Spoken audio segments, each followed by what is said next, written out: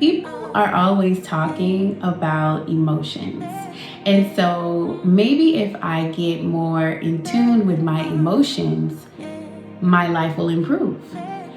Or if I start working on my physical health and get in shape, maybe my life will improve.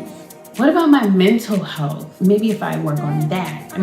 What's the difference between mental health and emotional health? Let's talk about it.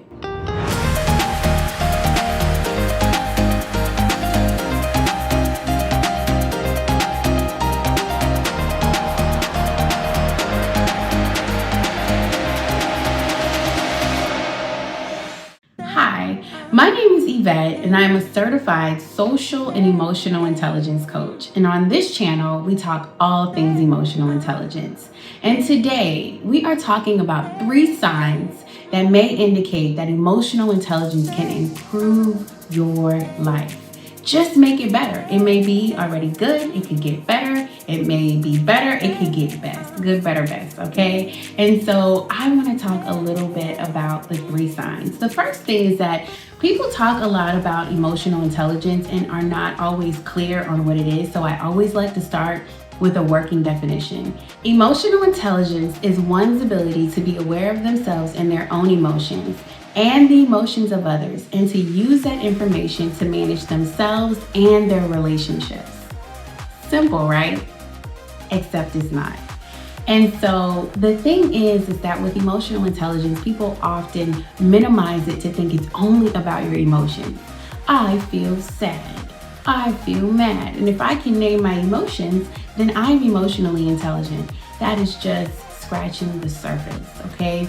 But that's the definition of emotional intelligence, and emotional intelligence has a 4-quadrant model. And so there's the self side, which is everything flows from self. So if you can be emotionally aware of yourself, self-awareness, if you can manage what you know about yourself, self-management or self-regulation, if you can use all of that, show up in the world and be aware of what's happening around you, social awareness, and then use all of that great information and skill to manage your relationships in a positive way, then I would say that you are emotionally intelligent.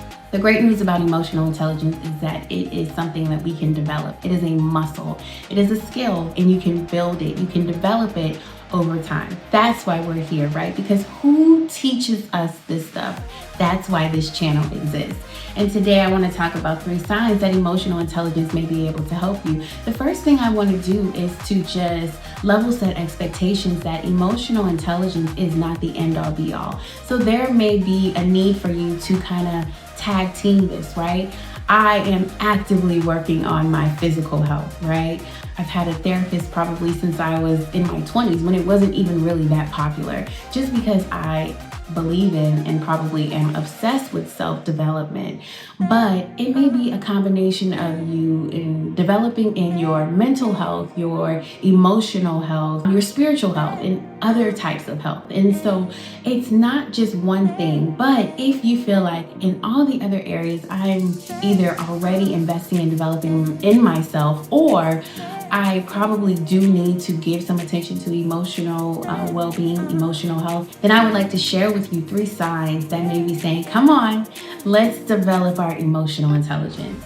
So the first sign is that you may find that there's a gap, right? There's a gap between who you see yourself to be and the life that you live, the results that you get. What that means is that in that gap, emotional intelligence may be able to fill what you are missing. So you may see yourself as a person that is trustworthy, honest, aware of themselves, manages their emotions, but in the world, when you show up, you may do the opposite of that. And as a result, you have a certain result in life, a certain type of life. And you may want something different, and you keep trying to understand why you see yourself one way and why you are living a life that is other than what you believe you should be living. The gap may be emotional intelligence. The second thing is that you keep getting the same lesson in different forms. And so relationships that you have, romantic, platonic, professional, they keep somehow having the same characteristics where they may be unfulfilling, filled with conflict, or you're just not fulfilled, right? And you try to understand what is the common denominator.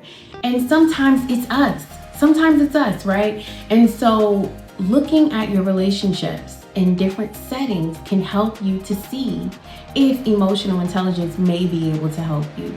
If you keep having the same type of characteristics, unfulfilling relationships, you feeling like you are unseen, or the other person feeling that way, lots of conflict, and just not having healthy relationships.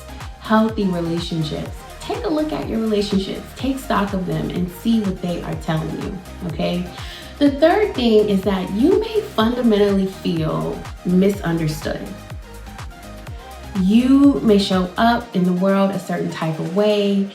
You may communicate yourself a certain type of way, but people seem to always be unsure about your intentions or your behavior, your actions. They just may not be clear on why you do the things that you do. And while you internally believe you have the best intentions, your results are not landing that way, okay? So there is a mismatch between what you intend to offer and what people receive, and thus you feel misunderstood, right? That's not a good feeling. And so I offer to you a couple of different things, right? I have a video called What is Emotional Intelligence, where I go a little bit deeper into what it is, and maybe that will help you to see if this is a skill you should develop. If you ask me, I'm going to tell you that you'll never be completely proficient at emotional intelligence, because life will always throw you curveballs. And when they do, continuing to hone the skill of emotional intelligence is going to take you far. As a certified coach, I still constantly work on developing my emotional intelligence, and I find myself sometimes in situations where I'm like, gosh, I would have liked to have shown up better, different. And then I work on that. And so it's a lifelong skill that we can continuously build, and your first step would be starting today. I have so many videos that alone single-handedly can help, but there are things like coaching that you can do, which we offer, and other things to really help you hone the skills of emotional intelligence. I always say emotional intelligence is a difference maker. And I promise you, if you do the work, you will see a difference. It may be that you're doing some mental health work, some physical health work, and emotional health. What an amazing outcome you will have. What an elevation of who you are as an individual. I'm already excited for you.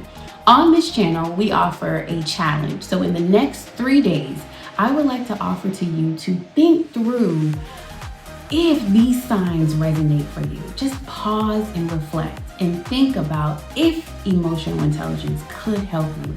I believe it always can. You can never be too emotionally intelligent. If you would like to go on a journey with a certified social and emotional intelligence coach, yours truly, I'd like to offer you the link so that you can learn more about how to do that, okay? In the meantime, continue to happen to life. Don't let life happen to you.